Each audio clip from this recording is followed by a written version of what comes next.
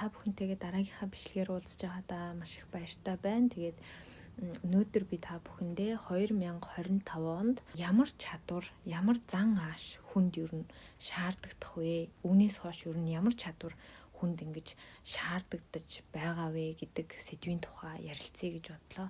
Яагаад би энэ сэдвийг ярилцах болсон бэ гэхээр ингээд ерөн сүүлийн үед хүмүүс маш их одоо хүсэл мөрөөдлөө бичиж ингээд татхууч гээл маш их яриад байгаа тий, манифест хийх гээл яриад байгаа. За тэр бүхнийг хийхэд энэ чадвар одоо хүнд бол хамгийн зайлшгүй шаардлагатай юм байна л да.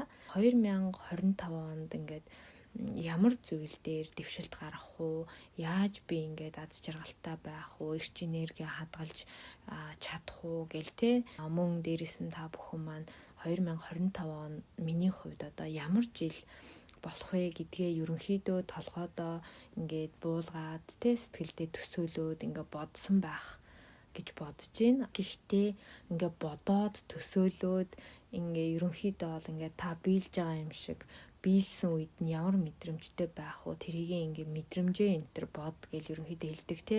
За тэр бүхнийг бодоод бид нар бол ингээд хүсэл мөрөөдлөө бичээд яваад байгаа. Гэтэл зарим нь биелээд ингээд зарим нь ер нь биелэхгүй ингээд байгаад идэг штэ. За тэр ингээд юун дээр хамаатан гэхэр хүний ерөөсөө өөрийн сэтгэл зүйтэй маш их хамаатай байдаг юм байна л да. Тэгээд өмнөх бичлэг дээрээ би та бүхэндээ 100 хүсэл бичээд үзээрэй гэд хэлсэн байгаа тийм ээ. Мэдээж бид нэр хүсэл мөрөөдлөө ингээд маш ихээр хичнээн нэг хязгааргүй те зөндөө ихийг ер нь бол яг уу бичээд ээж болно л доо. Гэхдээ биелүүлэхийн тулд бид нэр өөрөө өөрсдийнхөө өдөр тутамд ингээд байж байгаа сэтгэл зүгээ маш гоё ингэж байлгаж чаддаг болох хэрэгтэй юм байлээ. За тэгээд би одоо түрүүний бичлэг дээр хальт дурдаад өнгөрсөн учраас өөрөөсөө хүн ингээд гой сайхан энерги цацруулж байвал ер нь бол таныг аз дагж идгаа гэд те тийм зүйлийг хэлээд өнгөрөөсөн. За тэгвэл өнөөдөр арай илүү дэлгэрэнгүй ямар чадвар, ямар зан ааш өөртөө ингээ байлгах шаардлагатай вэ гэдэг сэдвээр та бүхэндээ бас энийг дэлгэрүүлээд хүргэе гэж бодсон юм аа. Тэгээд яагаад тэгэхээр одоо юу гэдгийг бидний ингээд өдөр тутмын амьдралд те сэтгэл зүй маань ингээд маш ихээр хуурч өөрчлөгдөж янз бүр болж идэг. Дээрэс нь бид нэр өдөр тутмынхаа амьдралд маш олон одоо хүмүүстэй ингээд харилцах болдог. За тэндээс гадны нөлөөнөөс хүмүүсээс одоо бусдаас маш их сэтгэл ингэж тогтворгүй болох энергиудыг бид нараас авж идэг те. Тэр бүх зүйл ингээд бидний одоо сэтгэл зүйд ороод тэгээд ингээд тэрийг ингэж бид нар нөгөө хүлээж авч хит их ач холбогдол өгдгөөс хүний сэтгэл зүй ингээд ерөнхийдөө бол маш тогтворгүй болоод идэг шүү дээ тий. Тэгвэл хамгийн одоо шаардлагатай сэтгэл зүй товчхоноор хэлэх юм бол ерөөсөө уян хатан байдал гэж хэлж байгаа юм билэ. Яагаад тэгэхээр хүн бүр ингээд бүх зүйл чиний санал бодолтой яг адилхан байх алавгүй. Угаасаа адилхан байхгүй. Тэр үед зөрчилдөх биш. Ийм бодлоос ээж болох юм байна тий. Байж болно. Ийм хар хүнцэгч бас байж болно л доо гэж ингэж бодож чаддаг, хүлээн зөвшөөрч чаддаг сэтгэл зүй гэж байгаа байхгүй.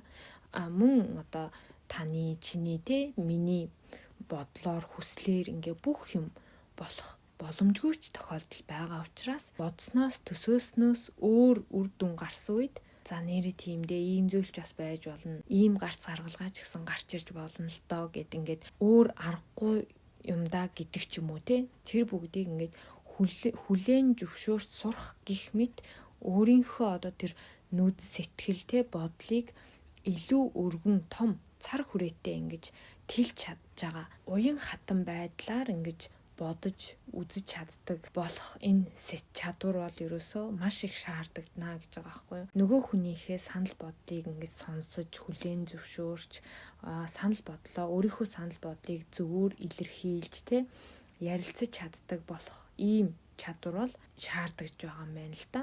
Өөрөөр хэлэх юм бол юу гэж байгаа хурц хатуу ширүүн биш уян зөөлөн те бусдын үзэл бодол хандлаганд ингэж тааруулж хөлбөрч хувирч өөрчлөгдөж чадах тийм одоо хамлын чадвар гэж байгаа байхгүй юу. Яг одоо амьдрал дээр ингээд үнэхээр уян хатан тийм бусдтай тааруулдаг хүн гэдэг бол ерөөсөө бүр сэтгэл зүйн хувьд хамгийн хүчтэй хүн гэгддэг юм байна л да.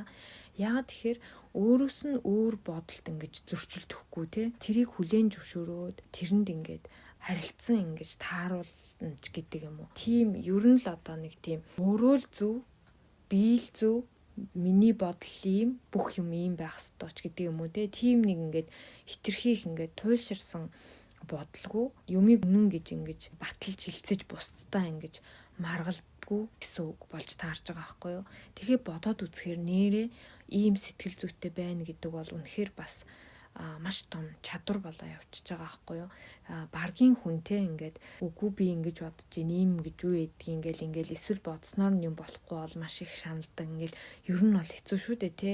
Гэтэл тэр бүгдийг одоо тааруулж тохируулна гэдэг бол угаасаа бүр бодоод ахаар ингээл нэрээ үнэхээр төвчээртэй маш хүчтэй сэтгэл зүйтэй хүн болж таарж байгаа байхгүй юу.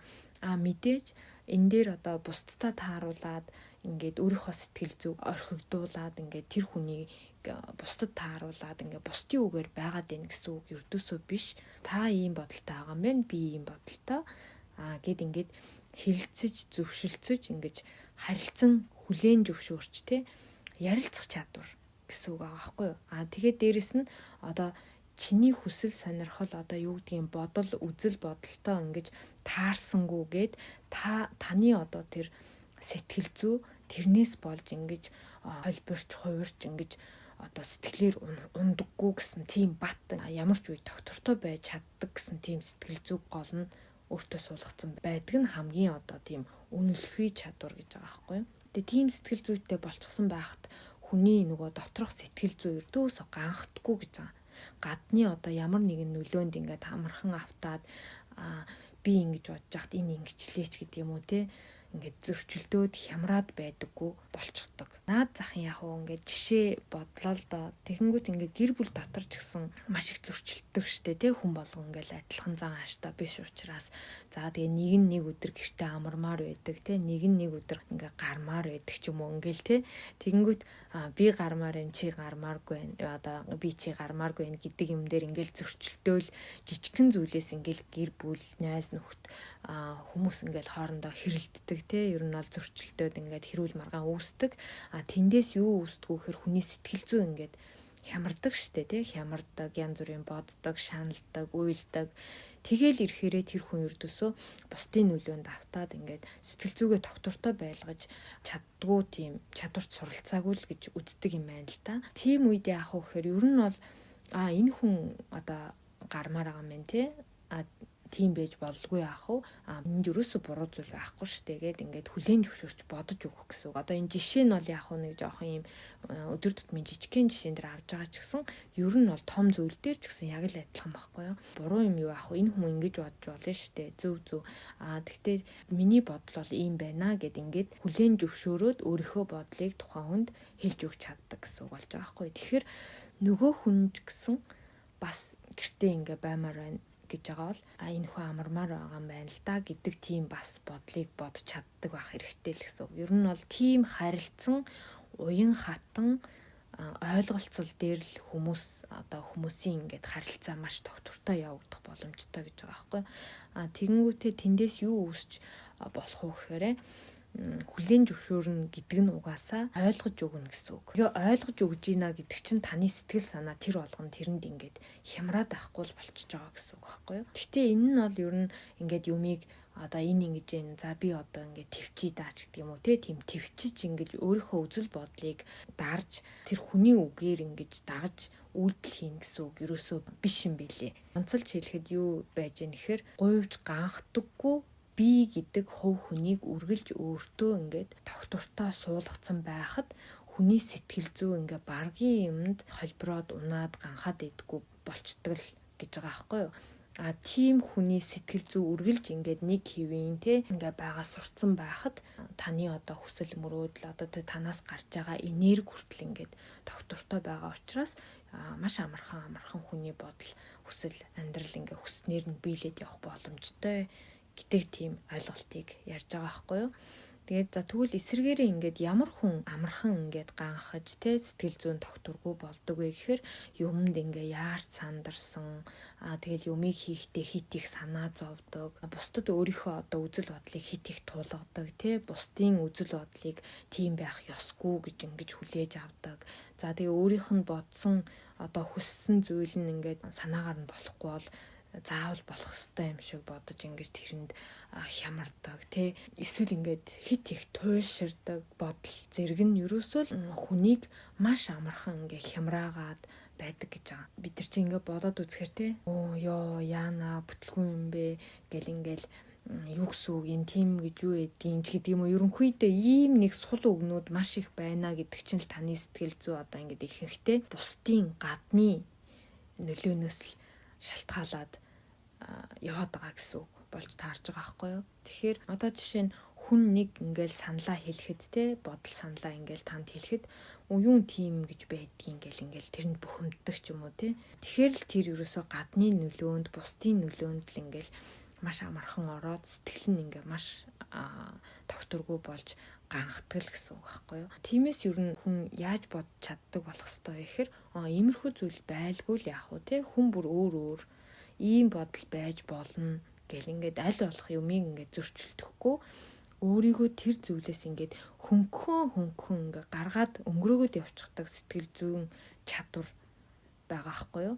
Тэгээд манайхан ч ер нь их хүртээлтэй хүмүүс шүү дээ тий бусдын юм үзэл бухимдаал тий бусдын ингээл амьдрал руу хараад бухимдаал бусдын нэг сул талыг хараад бухимдаал ч юм уу эсвэл ингээл ерөөсөө эргэн тойронд бүх зүйл тийм байдаг. Тэгэхээр тэр гадны эргэн тойронд байгаа тэр юмыг бүр ердөөсөө огт анзаарахгүй тий өөрийнхөө одоо тэр нэг орон зай сэтгэл зүй гэдгийг маш ингээд бат бөх хамгаалтсан тийм чадвар одоо чадвартай хүн суралцах хэрэгтэй гэж үзэж байгаа байхгүй юу.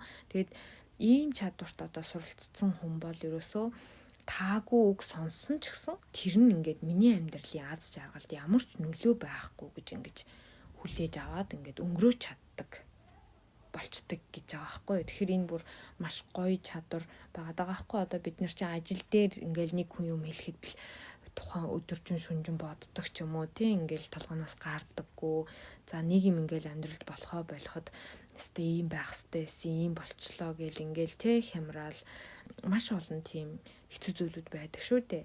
Бусдын үг үйлдэлд ерөнхийдөө бол унахгүй байх л чадвар юм билээ. Тэгээд бусдын ерөөсөө үг үйлдэлд ерөнхийдөө нэг тийм ундаггүй тийм сэтгэл зүйн тогтвортой байдлыг л өөртөө бий болгох тийм чадвар байгаад байгаа байхгүй юу.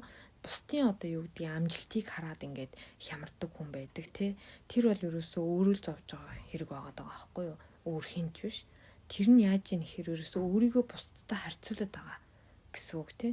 Тэгэхээр ингээл бодоод авахаар энэ амьдрал дээр ч ерөөсөө хямрах юм маш их байгаад байгаа байхгүй.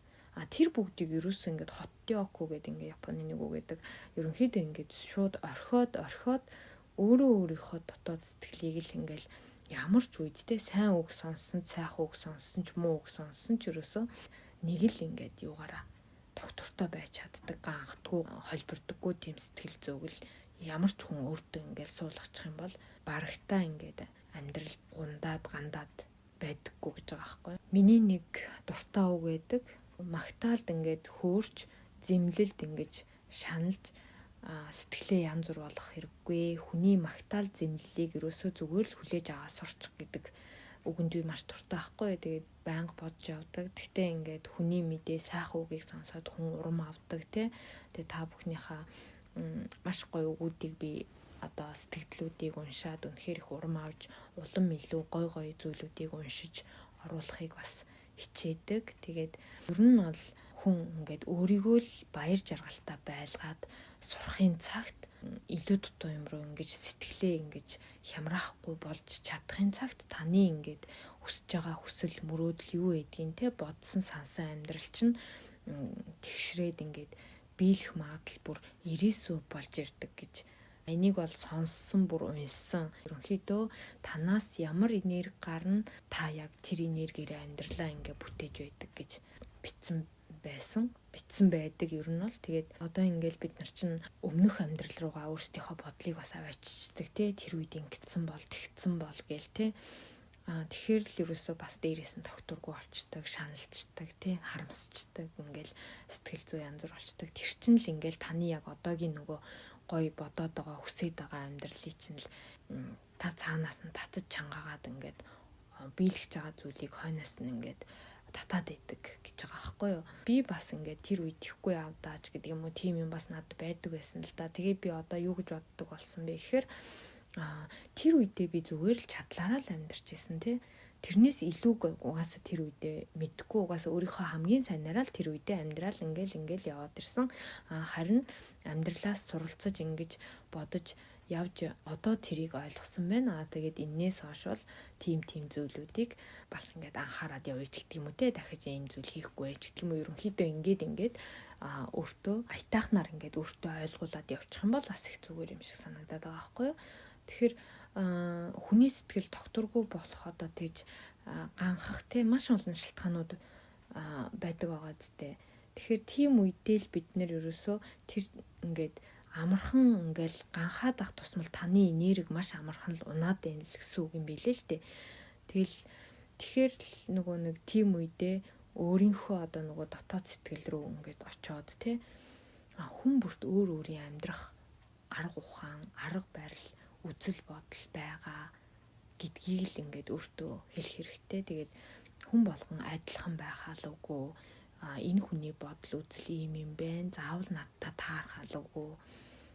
Миний бодсон зүйл ийм байна. За арай ийм болоод ийм болчлоо. Тэгтээ яах вэ гэдэг ч юм уу. Одоо ингээд нэг тийм арай зөөлрүүлээд өөр аргаар бодоод за энэ ингээ өнөөдөр ийм зүйл маань болсонгүй. Тэгтээ бүр илүү зүйл байгаа байх ч гэдэг юм уу те. Ер нь яаж чамаагүй нэг аргаар өөртөө дүрм зохиогооч чамаагүй. Ер нь бол хичээгээд заавал хичээх хэрэгтэй гэж энэ дээр бас хичээл зүтгэл одоо дасгал ингээд шаардлагатай гэж байгаа байхгүй юу. Яагаад тэгэхээр энэ бол маш амархан ингээд болчихдог зүйл биш учраас яавал ганхахгүй тийм одоо тий амархан хямрахгүй тийм сэтгэл зүйтэй болж чадах вэ гэд ингээд өөртөө дүрм үзэл бодлыг ингээд бий болгож ингээд хичээл зүтгэл гарах хэрэгтэй шүү гэж бүр бичсэн байгаа байхгүй юу.